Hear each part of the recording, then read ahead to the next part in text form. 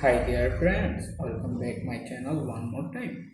In this video, I am explaining how to enable or disable dark mode on Samsung Galaxy S25, S25 Plus or S25 Ultra.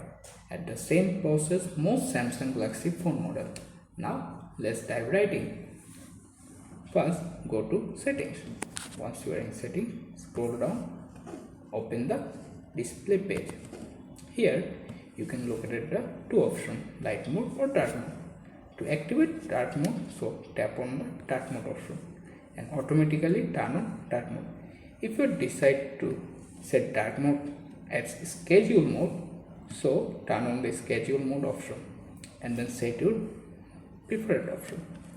However, if you are any time to turn off dark mode, this time choose the light option and automatically activate the light mode, no longer the dark mode option. Your Samsung Galaxy phone model. Thanks for watching.